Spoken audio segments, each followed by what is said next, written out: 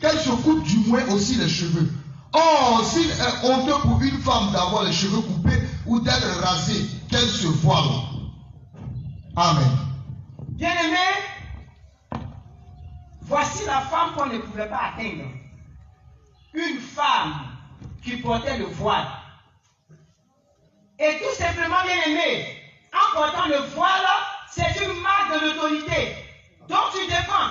On ne pouvait pas atteindre cette femme parce qu'elle était connectée au Seigneur. Bien-aimé, regardez un peu, observez dans la vie courante. Vous allez constater que nos mamans, qui n'ont même pas le Seigneur, sont voilées. Vrai ou faux? Et quand la maman, quand il y a une situation, elle dit c'est que moi, c'est pas mon enfant. Si c'est mon enfant, cela n'arrivera pas. Et rien n'arrive. Pourquoi? Quand Dieu même, elle ne connaît pas la vérité, mais l'autorité dont elle dépend combat pour elle. Bien-aimé, on vous dira la femme, le voile, c'est pas nécessaire. Le voile, on ne porte pas. Le voile. Si tu veux, tu prends. Si tu veux, tu laisses. Bien-aimé, si toi, tu n'as pas le voile et que tu prophétises, ce n'est pas au nom de l'Éternel que tu prophétises. Je suis au regret de te décevoir. Parce que moi aussi, j'ai prophétisé. Il y a les prophètes de Baal. Bien-aimé, même ceux-là même, que nous appelons même les païens, quand vous partez la grande Babylone, est-ce qu'il n'y a pas des sœurs qui sont voilées à longueur de journée? Ou bien, et qu'on encourage les autres à ne pas se voiler? J'ai posé un jour cette question. Il est responsable. Il dit, mais pourquoi vous portez le voile? Il a dit, pourquoi les bien-aimés sœurs se voilent? Il ne m'a pas répondu. Il dit, mais elles sont consacrées. Moi aussi, je suis consacré. Ou bien, bien-aimé, je ne suis pas consacré au Seigneur. Quelle est la différence entre nous et les autres? Bien-aimé, le voile. Laisse-moi te dire que les femmes qui ne portaient pas le voile étaient une proie dans nos mains. Les femmes qui ne se voilaient pas étaient une proie dans nos mains. Je voudrais savoir, bien-aimé, tu es à la cuisine en train de faire ton repas. Toi, tu es une servante du Seigneur, une ouvrière du Seigneur, zélée. Tu travailles dans la vigne de Jésus-Christ. Et puis, sans même le vouloir, bien-aimé, ta mamie de sang se renverse sur ton bébé qui fait 4 pas. À cet instant précis, tu n'as pas le voile sur la tête. Tu fais quoi?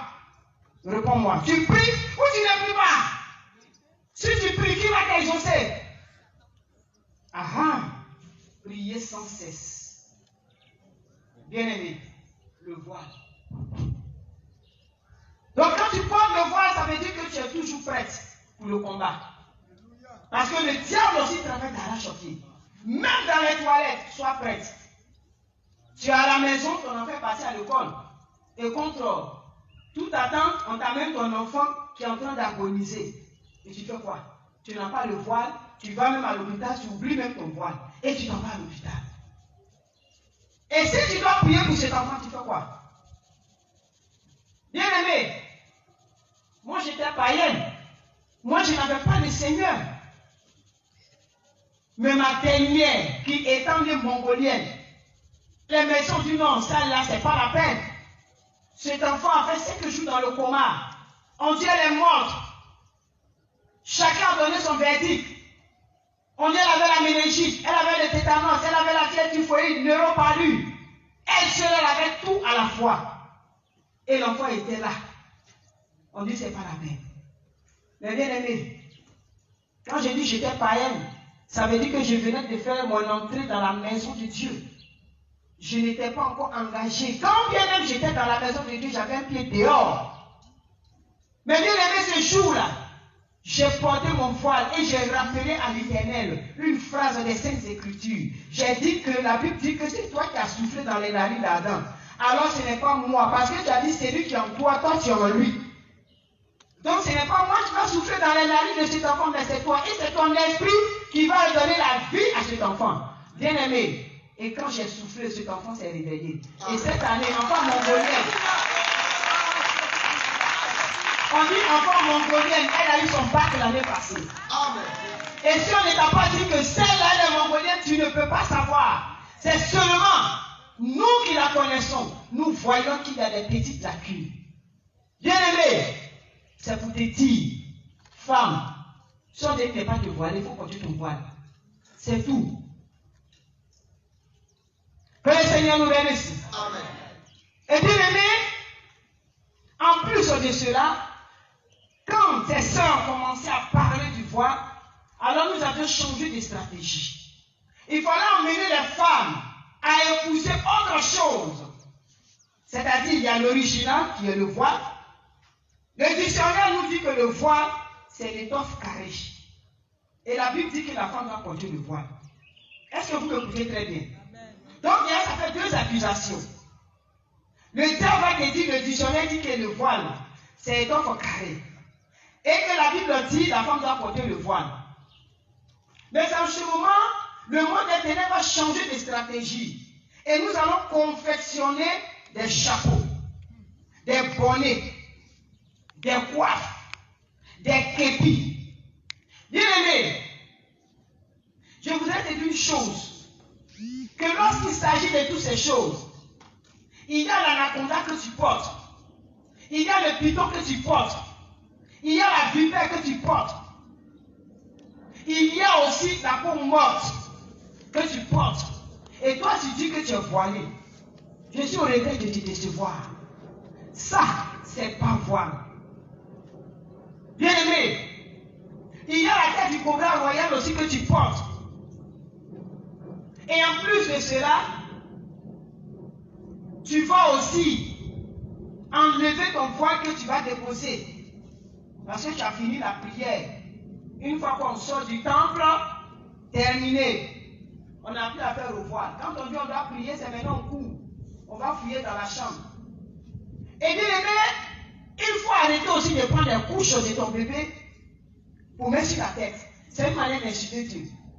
Couche de bébé, c'est pas voile. S'il te plaît. Voile, c'est voile. Chaque chose a son nom. Chaque chose a son nom. Les mamans vont prendre les couches de leur bébé et elles vont mettre sur la tête parce qu'elles sont pressées. C'est pas voile. Ou bien des chiffons qu'elles prennent pour décharger la sauce. Elles vont mettre sur la tête. Ça, c'est pas voile. Bien aimé, chaque chose a son nom. Les chiffons ont leur nom, le voile aussi a son nom. Et quand on parle de voile, le premier voile, c'est le pagne. Tu as porté un pagne, et puis tu prends le deuxième morceau, sinon le troisième morceau, pour attacher. C'est ton voile, il n'y a pas de problème. Il n'y a pas de problème. Ou bien tu peux prendre la dentelle, ou bien tissu conforme. J'ai dit tissu conforme parce qu'il y a des tissus qui ne sont pas conformes, il y a des pagnes qui ne sont pas conformes. Mais nous avons la grâce. En Côte d'Ivoire, nous avons suffisamment de pagnes.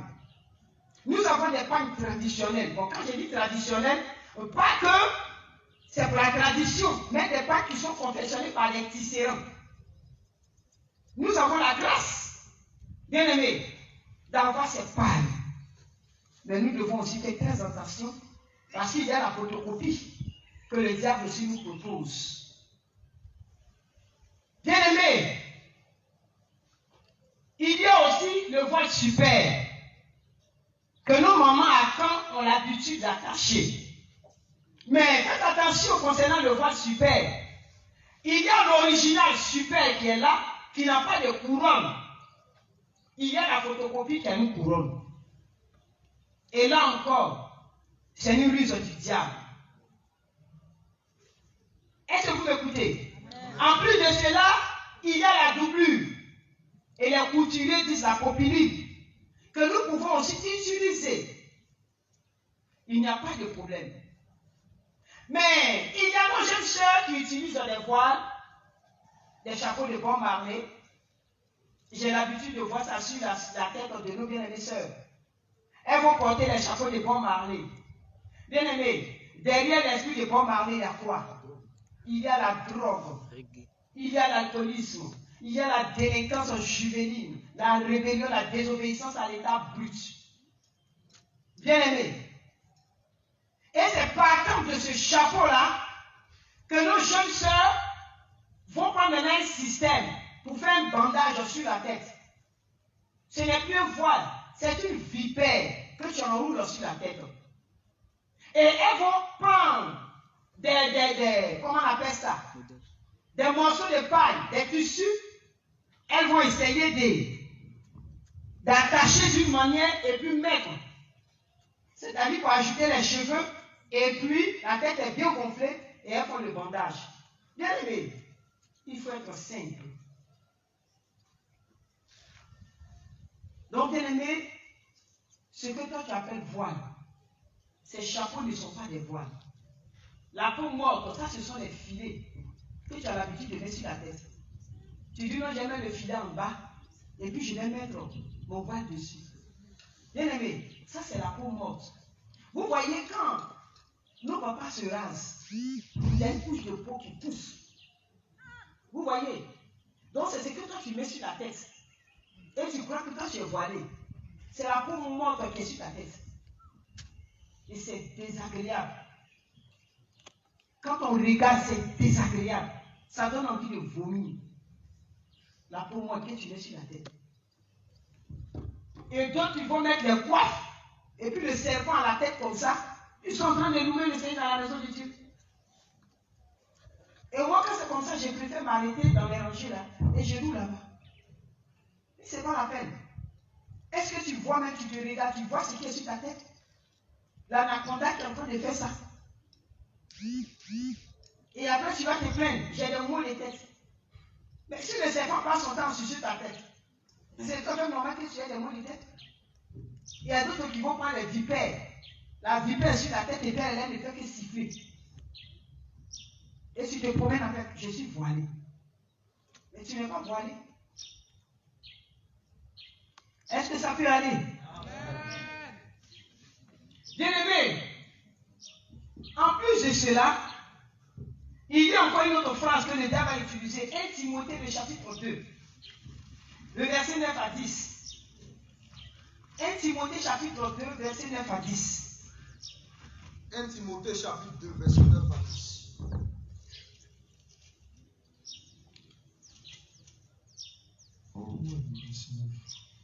Je veux aussi que les femmes, vêtues d'une manière décente, avec pudeur et modestie, ne se parent ni de tresses, ni d'or, ni de perles, ni d'habits somptueux, mais qu'elles se parent de bonnes œuvres, comme il convient à des femmes qui font profession de servir Dieu. Est-ce que toi tu fais profession de servir Dieu? Alors si tu fais profession de servir Dieu, voici ce message qui t'est destiné. Ce message t'est destiné. Je veux que les femmes ne se parent ni d'or, ni de tresses, ni de tenues somptueuses, ni toutes ces choses, mais d'un bon caractère.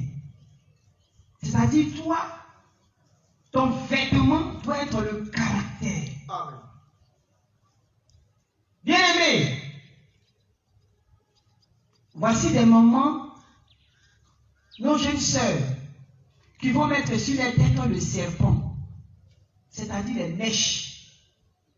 On vous dira que c'est des caoutchoucs qu'on prend pour confectionner. C'est pas faux. On vous dira aussi que c'est les cheveux de ces femmes-là, indiennes, des femmes asiatiques, qu'on envoie pour vendre. Ça aussi, c'est pas faux. Mais la réalité dans cette affaire, c'est que, bien aimé, ce que toi tu ne sais pas, lorsque ces cheveux ou ces sachets sont emmagasinés, stockés dans un magasin, bien aimé, et que toi tu dors, Maïra, la reine de la séduction, va prendre ses cheveux. Elle a des cheveux extrêmement longs, et ce sont ces cheveux qui sont déportés dans le monde physique, et le reste elle prend, elle ramène dans le monde souterrain pour pouvoir travailler ces choses. Est-ce que ça, toi tu peux le savoir? Donc bien aimé, le bord de ses cheveux, c'est la tête des serpents qui passent leur temps à siffler en longueur de journée. Donc quand tu mets les mèches, ce sont des serpents qui sont sur ta tête. sont des serpents qui sont sur ta tête, qui sifflent en longueur des journées. Bien aimé, vous savez, lorsque je faisais mon entrée dans le Seigneur, et je passais un jour à côté d'une femme, j'étais avec l'un de mes responsables, et j'ai dit responsable, il dit oui. J'ai dit, regarde la tête de la femme là, vraiment ça me dérange. Il dit, qu'est-ce qui te dérange? J'ai dit, regarde les serpents, ils sont en train de siffler. Et puis il me dit, toi on va te ramener à la délivrance. J'ai dit, pardonne-moi responsable, je ne vais plus jamais parler. Bien aimé, vous savez à cette époque, j'avais des difficultés pour parler de mon passé. Je souffrais. Je souffrais parce que personne ne voulait m'écouter. Mais je me posais la question, mais à qui je vais parler pour qu'on puisse m'aider véritablement? Parce que la clairvoyance était encore là. Je voyais ces choses. Ces serpents qui passaient leur temps à siffler. Bien aimé, si tu mets les mèches rouges, ce sont des serpents rouges. Si c'est les mèches bleues, ce sont des serpents bleus. Si c'est une natte, alors c'est un gros serpent. Si c'est un fin, ce sont des petits serpents. Donc, bien aimé, en fonction du modèle, alors c'est la forme du serpent. Et les museaux sont directement sur la tête. C'est-à-dire qu'en cuir chevelu et les queues sont réunies en attache avec encore d'autres serpents qu'on appelle les chouchous, qu'on appelle des fils entrelacés. Et bien aimé, ces serpents vont sucer ton sang. Ils vont prendre la quantité de sang qu'il faut. Ils vont prendre la quantité de sang qu'il faut. Ces serpents. En fonction de la couleur des mèches, c'est la couleur des serpents. Les serpents rouges, serpents jaunes, serpents verts, serpents bleus, ainsi de suite, ainsi de suite. Et bien aimé, Satan voyant que les enfants de Dieu ont commencé par abandonner les mèches, alors il va faire une proposition, la laine. La laine, ça c'est pour faire tenue vestimentaire pour porter, surtout pour les enfants, pour les mettre au chaud. Maintenant, d'où vient que les bien-aimés vont prendre la laine pour mettre dans les cheveux? Noir, blanc, blanc, noir, c'est la même chose, il n'y a pas de différence. Donc, bien-aimé, quand toi tu prends la laine et que tu mets dans les cheveux de ton enfant, tu aimes tellement ton enfant que tu l'as dédié au monde des ténèbres. Vous comprenez? Bien-aimé, les mèches, la laine. Et j'aurai l'occasion de vous expliquer un peu ce petit temps que j'ai passé en enfer, comment j'étais habillé. Ça sera une prochaine fois. Mais je voudrais vous dire, bien-aimé, les cheveux frisés, les cheveux défrisés. Bien-aimé, est-ce que tu sais, tu connais l'origine de cette pommade, de ce produit qui a été pris, de ce produit que toi-même tu prends du moins et que tu mets dans tes cheveux? Tu ne connais pas l'origine, c'est tout à fait normal. Mais bien aimé, laisse-moi te dire que c'est le placenta que tu as laissé à l'hôpital. Laisse-moi te dire que c'est le sang de tes menstrues que tu jettes en longueur des journées dans les poubelles. Laisse-moi te dire que c'est ton sang que tu laisses à l'hôpital. Donc bien aimé, ton sang que tu donnes d'une manière délibérée au diable, alors le diable va prendre, il va fabriquer des produits cosmétiques, des pots pour friser, défriser tes cheveux. Si tu veux, tu prends, si tu veux, tu laisses. Tu as averti. Et bien aimé, en plus de cela, il y a certaines personnes qui vont dire que moi, mes cheveux sont durs, donc je dois démêler mes cheveux. Mais bien aimé, c'est une manière d'insulter Dieu. Ça vous dit que lui, Dieu, il ne sait pas fabriquer l'homme, il ne sait pas créer l'homme. Toi, il t'a créé avec les cheveux crépus. Mais qu'est-ce qui fait notre différence entre nous et les autres? Ce sont nos cheveux crépus. Bien aimé, si c'est le prix à payer pour aller au ciel, alors, moi je préfère aller au ciel avec mes cheveux crépus. Pourquoi ne pas demander à l'Éternel lui-même de ramollir tes cheveux? Il va ramollir tes cheveux comme du coton. Il le fera. Il a bien dit dans sa parole que qui m'a demandé la sagesse et je n'ai pas donné? Demande-moi et je vais te donner. Donc bien aimé, il faut demander les cheveux démêlés. Les dreux dans les cheveux, ça c'est rendez-vous avec le cancer. Rendez-vous dans le village du cancer. Les dreux, la teinture dans les cheveux. Et pourquoi la teinture? Parce que tu ne veux pas vieillir. Parce que tu as peur qu'on ne t'appelle maman. Ou bien qu'on ne t'appelle papa. Moi, je suis fier d'avoir mes cheveux blancs sur la tête. Je suis fier. Parce qu'il y a certaines personnes qui ont désiré avoir, ils n'ont pas pu. Et ces personnes nous ont précédés. Moi, je suis fier. Bien aimé, la teinture dans les cheveux. Regardez aujourd'hui, il y a toutes sortes de cancers. Mais est-ce que vous avez une fois interrogé Dieu pour savoir pourquoi, avant le cancer qu'on voyait, on entendait parler du cancer quelques rares fois, mais c'était des vieilles personnes. Mais maintenant, même les nouveaux-nés naissent avec le cancer. Est-ce que vous avez une fois demandé au Seigneur? Non, parce que tout simplement c'est ta faute. Si toi tu mets la teinture dans tes cheveux, si toi tu mets les drugs sur ta tête, la teinture dans les cheveux de ton enfant, qu'est-ce que tu attends? Ou bien tu as mis sur ta tête et ce produit cancérigène est passé à travers les pores, directement dans ton sang. Alors que toi tu portes une grossesse, ou bien après tu as porté une grossesse, l'enfant naît, c'est lui qui endosse sur tout. Il a le cancer. Et tu vas accuser qui? Les sorciers? Mais tu es la première sorcière.